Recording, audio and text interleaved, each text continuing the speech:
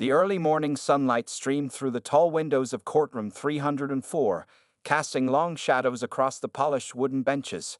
Judge William Hawthorne's footsteps echoed through the quiet hallway as he made his way to his chambers. At 62 years old, he had been presiding over this traffic court for the past 15 years, and his reputation for being strict and unforgiving was well known throughout Harrison County.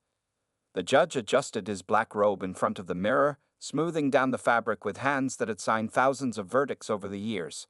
His gray hair was perfectly calmed, and his stern expression was already fixed on his face, the same expression he wore every Monday morning when facing his packed courtroom. Another day, another docket full of excuses, he muttered to himself, picking up his morning coffee. The ceramic mug, a gift from his daughter, read World's Toughest Judge, a title he wore with pride rather than irony. Outside his chambers, the courthouse was coming to life. Court clerk Sarah Thompson, a middle-aged woman who had worked with Judge Hawthorne for over a decade, was organizing the day's cases. She glanced at the growing crowd in the courtroom with concern. Today's docket was particularly full, with over 40 cases to process before lunch. "Good morning, Your Honor," Sarah greeted as the judge emerged from his chambers. She handed him the first stack of files, careful to arrange them in the exact order he preferred. "We have a busy morning ahead, mostly parking violations and speeding tickets." Judge Hawthorne barely nodded in response. He took his usual route through the side door, climbing the 3 steps to his bench with practiced precision. The bailiff's voice rang out clear and strong. "All rise. The Honorable Judge William Hawthorne presiding." The rustle of people standing filled the courtroom. Judge Hawthorne surveyed the crowd before him, a mix of frustrated faces, nervous first-timers, and resigned regulars. He noticed, with slight irritation, that the wooden benches were more crowded than usual. The morning sun now fully illuminated the room, highlighting the dust particles floating in the air and the anxious expressions on the defendants' faces. "Be seated," he commanded, his voice carrying the weight of authority he had cultivated over years on the bench. The sound of shuffling feet and creaking wood filled the air as people settled back into their seats. Sarah began organizing the morning's paperwork at her desk below the judge's bench. She had learned to read Judge Hawthorne's moods over the years, and today she could tell he was particularly rigid in his demeanor. The morning heat was already building, and the ancient air conditioning system wheezed ineffectively, adding to the general discomfort in the room. "First case," Judge Hawthorne announced, not bothering to look up from his papers. He had developed a system over the years: keep things moving, don't get personally involved, and never let emotions cloud judgment. It was a system that had served him well, or so he believed. The bailiff, Officer James Martinez, stood ready by the entrance. He had worked with Judge Hawthorne long enough to know exactly how the judge liked his courtroom run. The morning light caught the badge on his uniform as he prepared to call the first case. In the back of the courtroom, various people shifted nervously in their seats. Some were checking their watches, others were reviewing their paperwork one last time, and a few were whispering quietly to their companions. The atmosphere was tense with anticipation and anxiety. Judge Hawthorne took a sip of his coffee, his eyes scanning the first file of the day. He had seen thousands of cases just like these. People making excuses for their violations, trying to avoid fines, pleading special circumstances. In his mind, the law was the law, and it applied equally to everyone, or at least, that's what he told himself. Little did he know that this ordinary Monday morning would be different. Among the faces in his courtroom was someone who would challenge not just his authority, but his entire worldview. As he prepared to call the first case, the wheels of fate were already in motion, setting up a confrontation that would shake the very foundations of his carefully ordered world. The morning proceeded as usual in Judge Hawthorne's courtroom, with case after case being processed efficiently. As the clock approached 10:30 a.m., Senator Regina Matthews sat quietly in the back row. She was dressed in a navy blue business suit, her natural hair neatly styled, and a leather briefcase resting beside her feet. Unlike the nervous energy radiating from other defendants, she maintained a calm and dignified presence. Her morning had started early with important phone calls about a new education bill, but here she was, waiting for her case to be called like any other citizen. The parking ticket in her hand showed a $100 fine for parking in what she believed was an incorrectly marked zone outside the Thompson Community Center. She had been there last week, meeting with local residents about their concerns regarding public housing. Next to her sat her young assistant, Michael Chen, who kept checking his phone and whispering updates about the morning's missed meetings. "Senator, we can reschedule the 11:30 with the Education Board," he murmured, but Regina shook her head slightly. She believed in dealing with personal matters properly, just like she expected others to do. The courtroom was stuffy now, the inadequate air conditioning struggling against the heat of too many bodies in too small a space. A baby cried somewhere in the middle rows, quickly hushed by its mother. The sound of papers shuffling and quiet whispers filled the air as people waited their turn. Case number 47, Officer Martinez called out, "Regina Matthews, parking violation on Cedar Street, Thompson Community Center Zone." Senator Matthews rose gracefully, straightening her jacket as she did so. Several heads turned to watch her walk down the center aisle. There was something about her presence that commanded attention, though she wasn't trying to stand out. Michael remained in his seat but sat up straighter, watching carefully. Judge Hawthorne didn't look up from his papers as she approached the podium. He was already tired from dealing with what he considered endless excuses from previous defendants. His coffee cup was empty, and his patience was wearing thin. "Ms. Matthews," he said flatly, still not making eye contact, "you're charged with parking in a restricted zone on Tuesday, March 15th, at 2:45 p.m. How do you plead?" "Your Honor," Regina began, her voice clear and measured, "while I acknowledge parking in that location, I believe there's an important matter regarding the signage that needs to be addressed." The question, Judge Hawthorne interrupted, finally looking up with annoyance, was simple. "How do you plead?" A slight tension crept into Regina's shoulders, but her voice remained steady. "Not guilty, Your Honor. The signage at the Thompson Community Center is unclear and potentially misleading to—" "Ms. Matthews," the judge cut her off again, his tone dripping with condescension, "I've heard every excuse imaginable about unclear signs. The sign clearly states no parking between 2 p.m. and 4 p.m. Were you parked there during those hours?"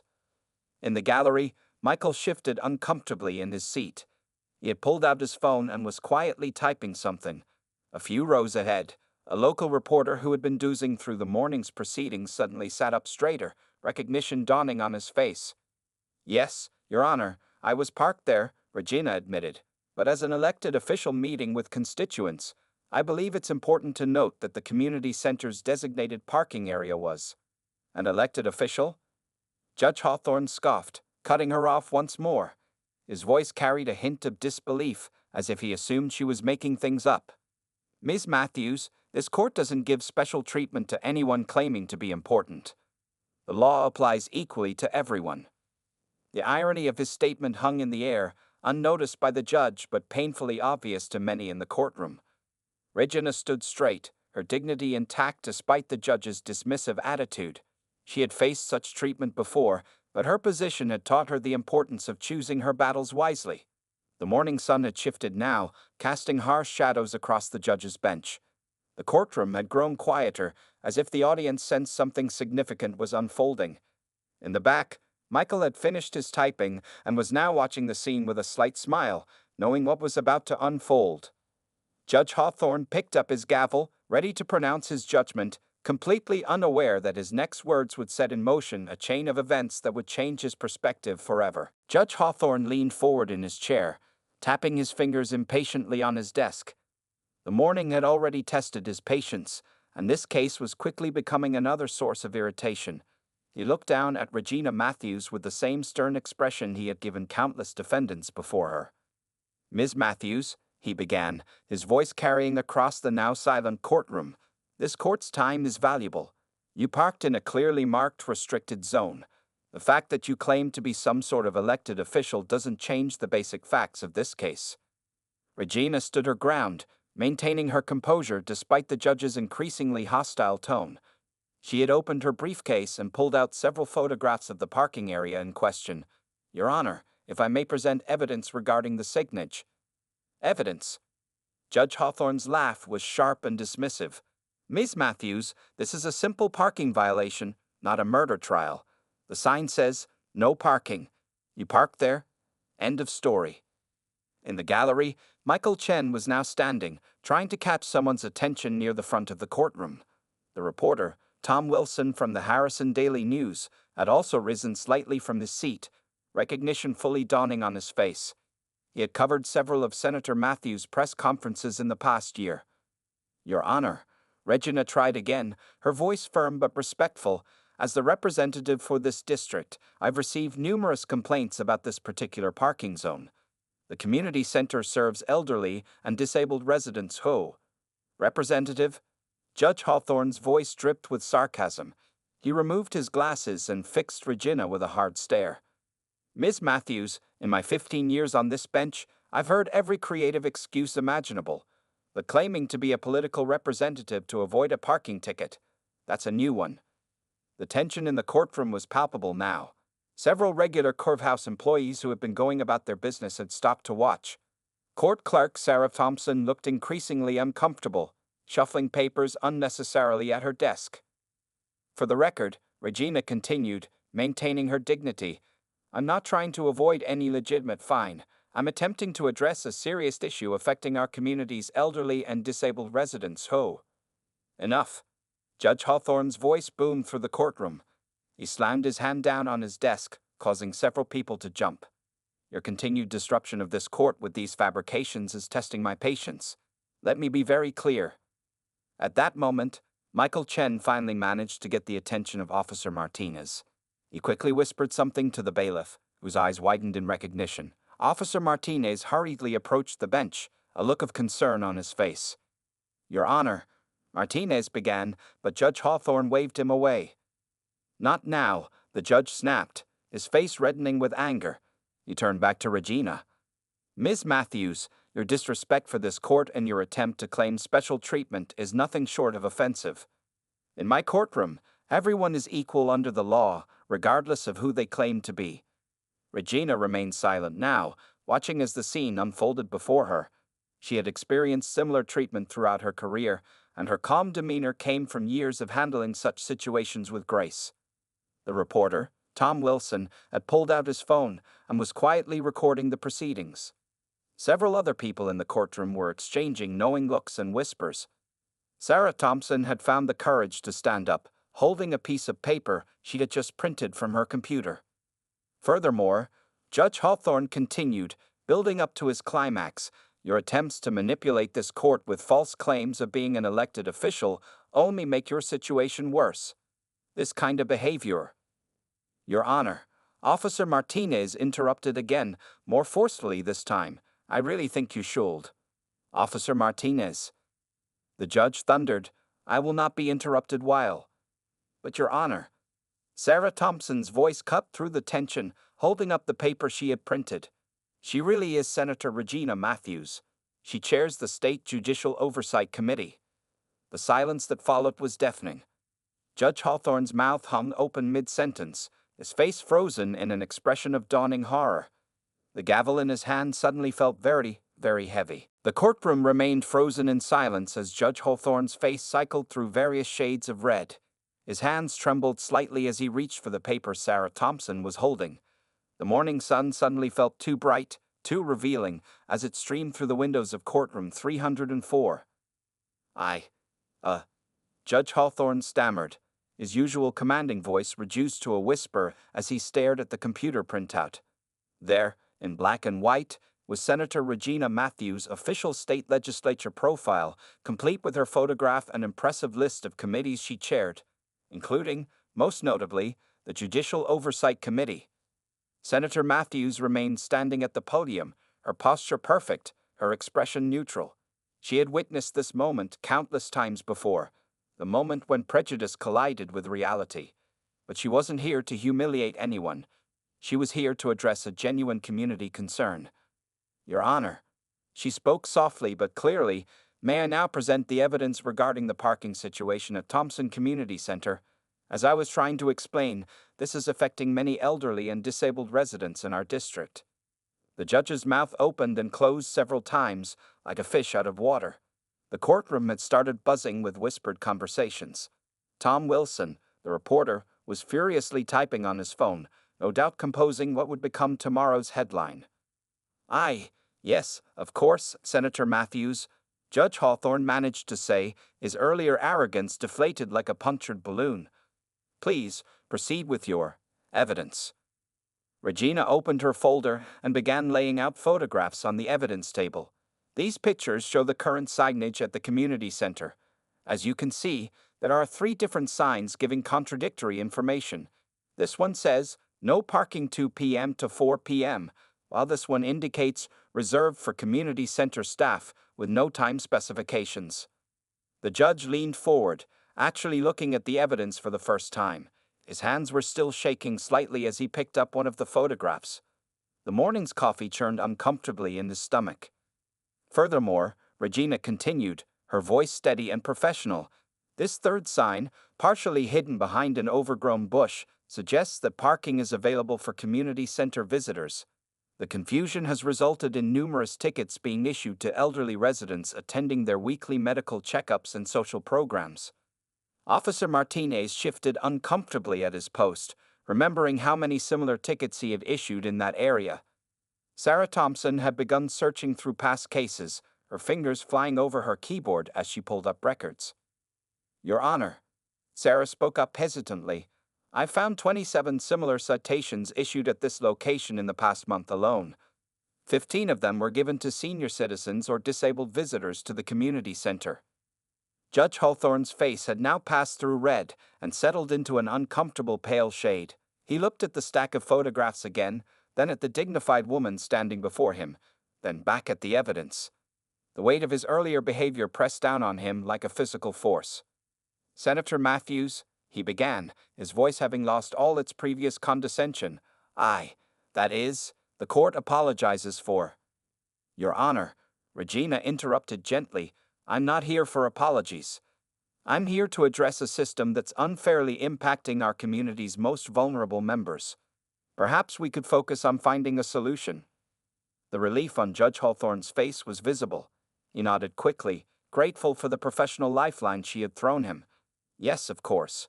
What would you suggest, Senator?" "I propose suspending all parking citations in that area until proper, clear signage can be installed.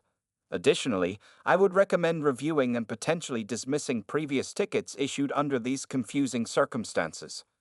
Michael Chen, still standing in the gallery, smiled slightly. He had seen his boss handle similar situations before, always turning moments of potential conflict into opportunities for positive change. Judge Hawthorne picked up his gavel, then set it down again without using it. For the first time that morning, he truly looked at the person standing before him, not as a defendant to be dismissed, but as a respected public servant trying to help her community. "The court agrees," he said quietly, the words feeling foreign in his mouth. "All parking citations for the Thompson Community Center zone are hereby suspended pending review. Senator Matthews, would your office be willing to work with the court to establish clear guidelines for this area?" The tension in the courtroom began to dissolve, but the lesson of the morning hung heavy in the air, impossible to ignore. The news of what happened in courtroom 304 spread through the Harrison County Courthouse like wildfire. By lunchtime, every clerk, security guard, and court reporter had heard about Judge Hawthorne's encounter with Senator Matthews. The judge himself sat alone in his chambers, his untouched sandwich growing stale on his desk as he replayed the morning's events in his mind. Sarah Thompson knocked softly on his door, carrying a stack of files. "Your Honor," she said carefully, "I've pulled all the parking violation cases from the Thompson Community Center area for the past 6 months. She placed them on his desk, noticing how her usually confident boss seemed to have aged years in just a few hours. "How many?" he asked, his voice lacking its usual authority. 143 cases total," Sarah replied. "And sir, I noticed something while reviewing them." She paused, gathering her courage. 87% of the maximum fines were given to minority defendants. Judge Hawthorne felt his stomach tighten. He picked up the first file with trembling hands, seeing his own signature at the bottom of a $500 fine issued to an elderly black woman who had been attending a diabetes management class at the community center. Meanwhile, in her office across town, Senator Regina Matthews was holding an impromptu press conference. The room was packed with reporters, including Tom Wilson from the morning's court session.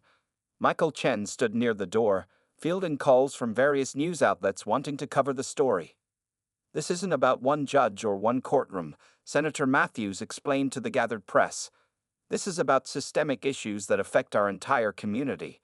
The parking situation at Thompson Community Center is just one example of how seemingly small administrative oversights can have significant impacts on our most vulnerable citizens.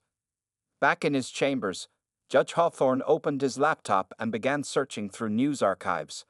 He found numerous articles about Senator Matthews' work in the state legislature, her advocacy for education reform, her efforts to improve community services, her leadership on the Judicial Oversight Committee.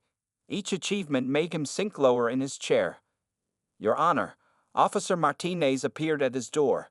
"There's something else you should know about Senator Matthews."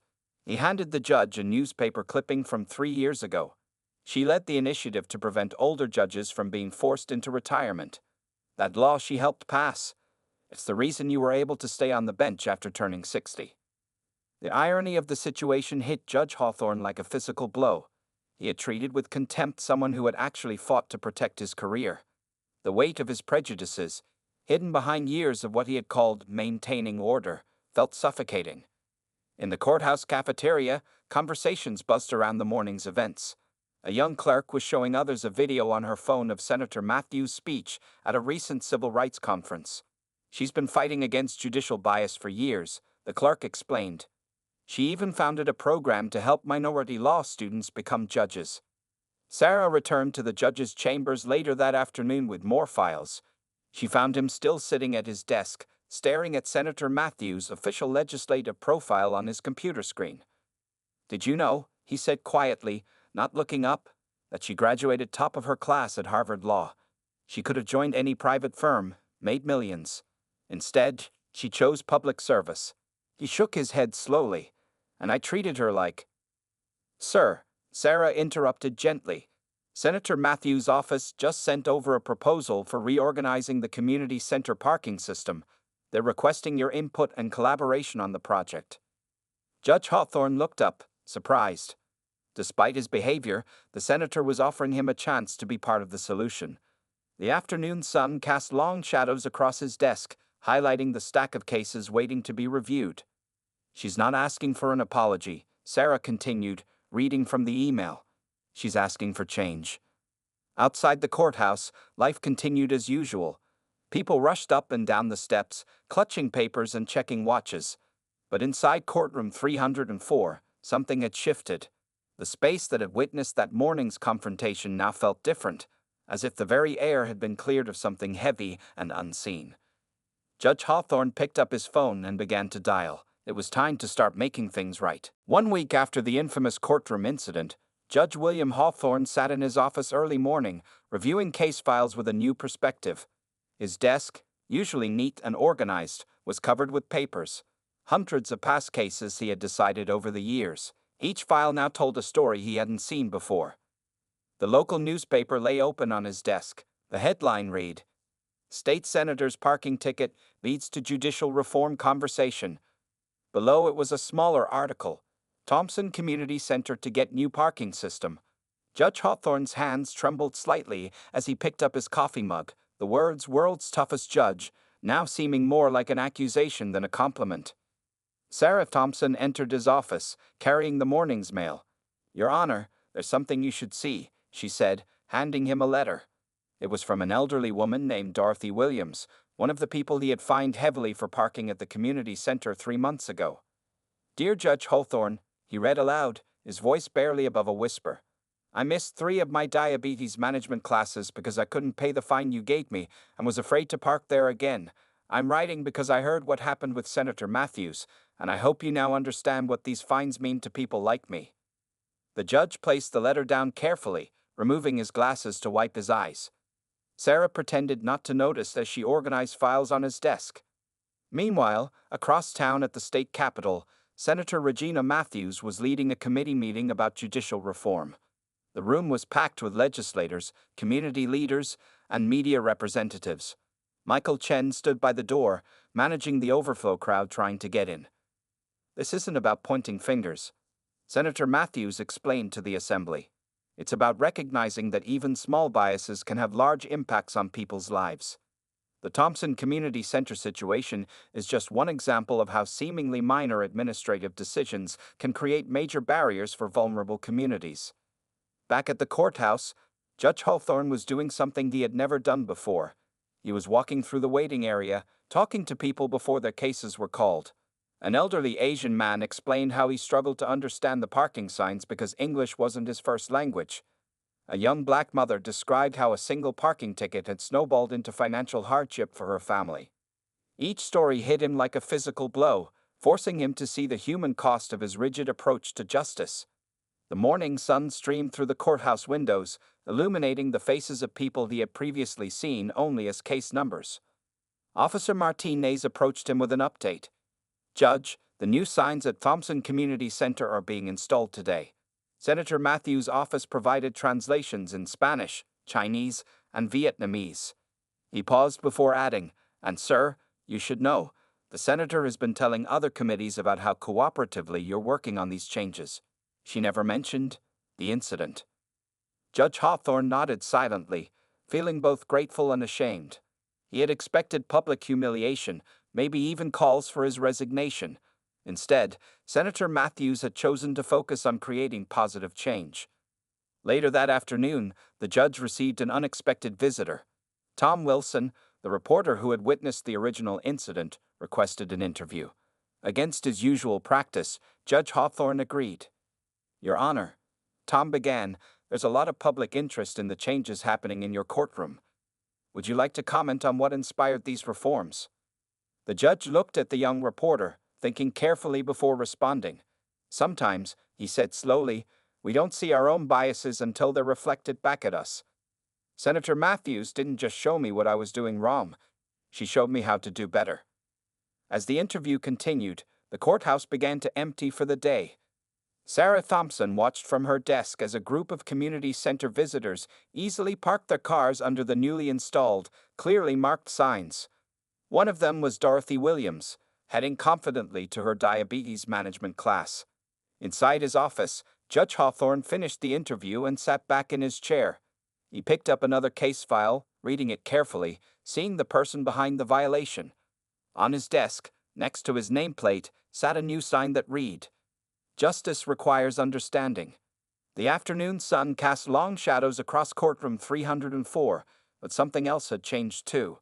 The air felt lighter, clearer, as if an invisible weight had been lifted. It was the same courtroom where everything had started, but it wasn't the same judge who now sat at its bench. 1 month after the incident, the changes in Harrison County Courthouse were impossible to ignore. Judge William Hawthorne's courtroom had transformed from a place of fear to one of understanding. On this particular morning, he sat in his chambers, preparing for the day's cases while reviewing a report that would have shocked his former self.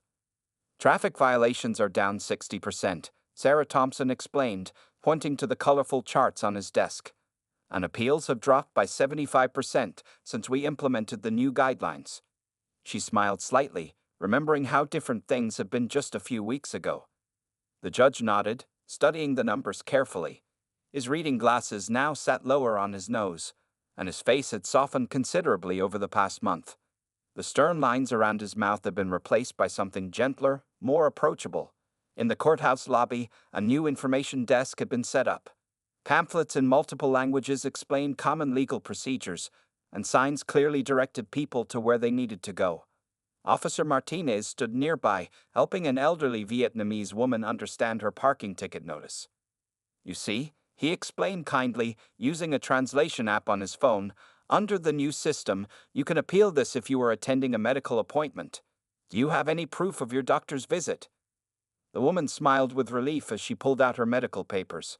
A month ago, she would have simply paid the fine, missing her next few appointments due to fear of getting another ticket. Across town, Senator Regina Matthews sat in her office, reviewing the latest draft of her judicial reform bill. The Thompson Community Center incident had become a catalyst for broader changes. Michael Chen entered with a stack of letters from other districts requesting similar parking regulation reviews.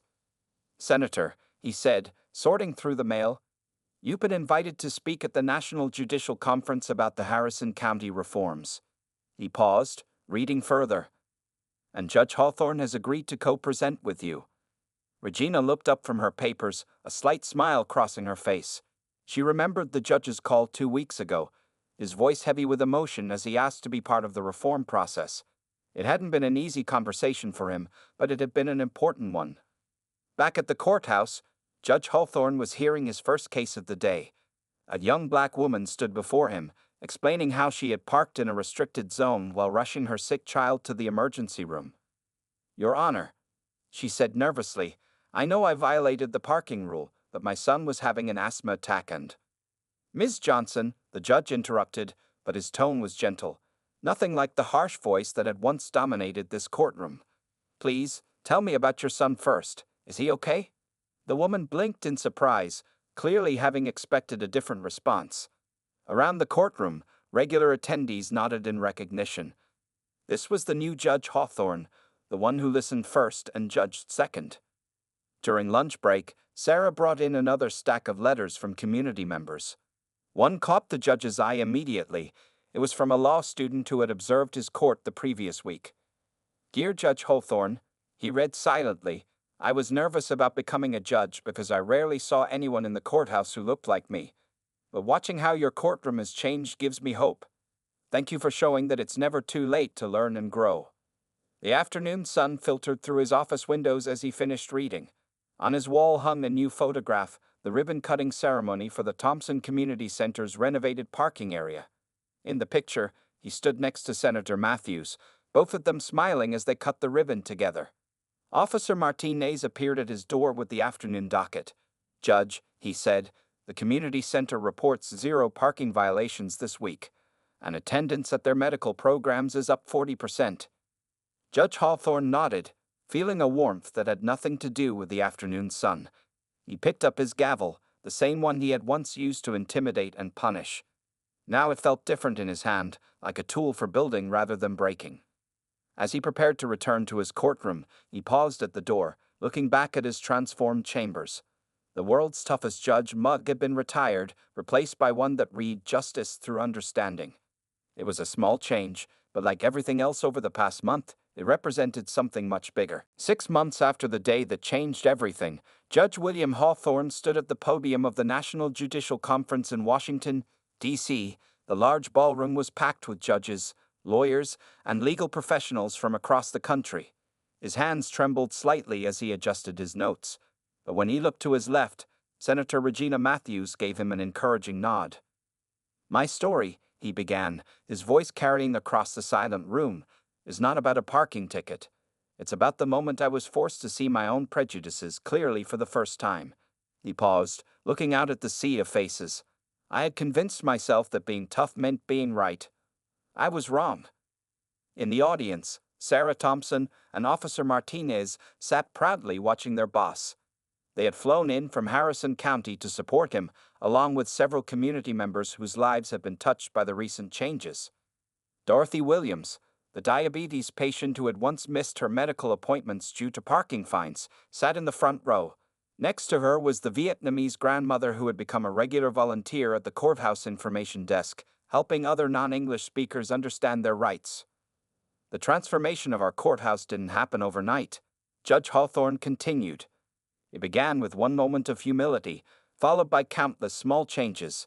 He clicked to the next slide, showing before and after pictures of the Thompson Community Center parking area. Senator Matthews then stepped up to the podium. "What happened in Harrison County is not just a local success story," she explained. "It's a model for how we can transform our justice system one courtroom at a time." The presentation included impressive statistics: violations down, community participation up, and trust in the legal system significantly improved. But the most powerful moments came from the personal stories. Back in Harrison County, the courthouse had continued its daily operations under the new system. The morning sun still streamed through the windows of courtroom 304, but it now illuminated a very different scene. Signs in multiple languages welcomed visitors. A help desk staffed by volunteers assisted confused citizens. The atmosphere was respectful, not fearful. After the conference presentation, Judge Hawthorne and Senator Matthews sat together in the hotel restaurant, discussing the future. Michael Chen joined them, carrying a stack of requests from other jurisdictions wanting to implement similar reforms. "You know," the judge said quietly, "I'd almost retired after that day. I thought it was the end of my career." He stirred his coffee thoughtfully. "Instead, it became a new beginning." Senator Matthews smiled. "Sometimes our most difficult moments become our greatest opportunities for growth." She passed him a folder. "The state legislature has approved funding to expand our program to 5 more counties." Later that evening, Judge Hawthorne called Sarah back at the courthouse for an update. Everything was running smoothly. The new young judge who had been inspired by the changes was shadowing cases that day, learning the reform system firsthand. "Oh, and Judge," Sarah added, "remember that law student who wrote to you? She passed the bar exam. She's applying for a position in our district." The next morning, before flying home, Judge Hawthorne took one last look at his conference speech. At the bottom, he had written a personal note. "The measure of justice is not in how tough we can be, but in how well we can understand each other." On the flight back to Harrison County, he thought about how different things were from that fateful morning 6 months ago. His phone was filled with messages from other judges wanting to learn more about the reforms. The Harrison County model, as it was now known, was being studied by law schools across the country. As his plane landed, Judge Hawthorne thought about the next day's docket. There would be more cases, more stories, more opportunities to show that justice and compassion could work together. The world's toughest judge was gone, replaced by something far better, a judge who had learned to listen. Walking through the courthouse doors the next morning, he passed the wall where a new plaque hung, "Justice serves all." Below it was a photo of that dramatic day 6 months ago, when a parking ticket had changed everything. In the photo, Senator Matthews stood dignified at the podium, while a very different Judge Hawthorne sat at the bench.